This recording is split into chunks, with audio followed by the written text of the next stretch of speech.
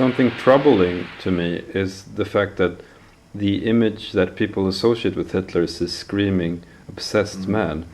I'm sure you have taken part of other documents where he is more charming, calmer and hypnotic in his way of handling other people. It is one of the difficulties we have, because the clips of Hitler speaking are all these people where he's ranting and raving, and if you actually look at the full speech, of course, it's a much cleverer way in which the speech is structured so that it reaches a climax at certain points. But in other cases, given the starting point that you are inclined to accept the sort of arguments Hitler's putting forward, then given that predisposition, it can seem a very appealing sort of message, that, or it could, to the people at the time, seem an appealing sort of message. And it wasn't the madman ranter that was always on stage, but somebody who was able to convey his inner sense of anger and resentment and bitterness and put it in words that spoke to normal people and gave an authenticity to their own feelings. And of course, in a different context, around the dinner table or something like that, people could find Hitler charming, could find him interesting, could find his views on Germany's future exhilarating, opening up new avenues. Of course, these were people who were very much influenced by the aura of power that attached itself to Hitler. It wasn't necessarily just the actual person himself, and for his secretaries and adjutants and so on, they'd heard all these things many times over. For them it was boring. For people who were new to this, they were completely overawed by Hitler and impressed by what he had to say sometimes. So we do get a very one-sided picture through the sorts of film clips that we see on our television or in other media today.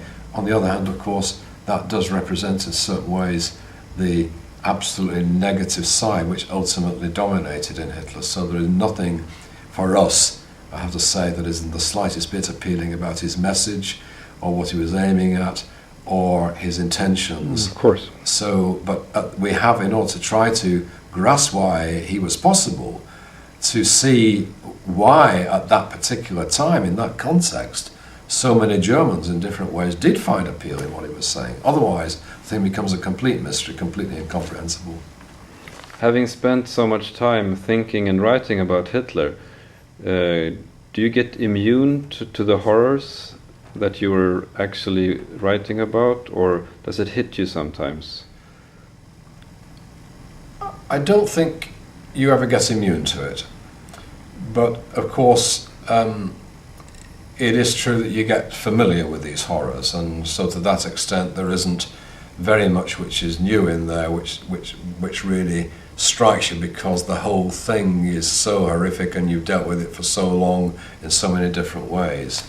But I think you never forget, or shouldn't ever forget, exactly what this man and the regime that he headed produced in the way of destruction, human and material, in Europe at that time. And the extent of that, as soon as you reflect on it for a second or two, is just mind-boggling.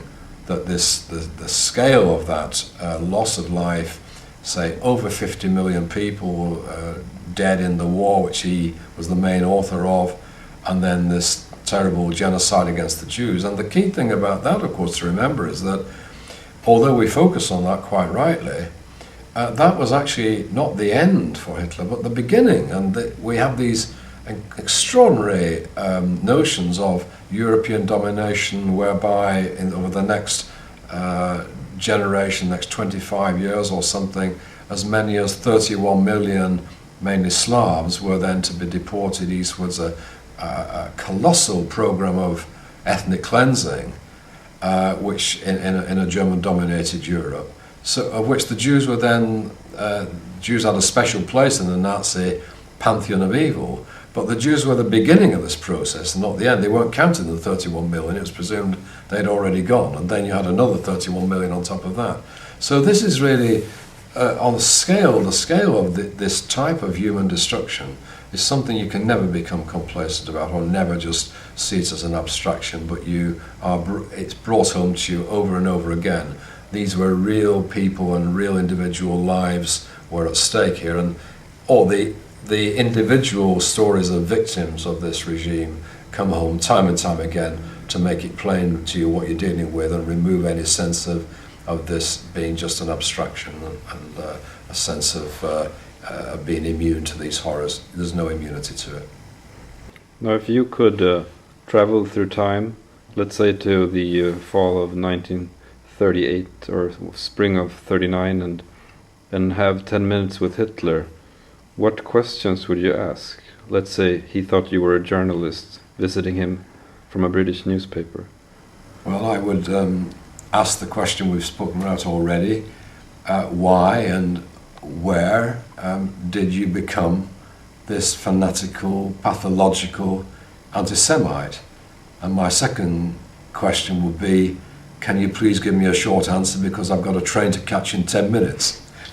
Otherwise you'd be there all day.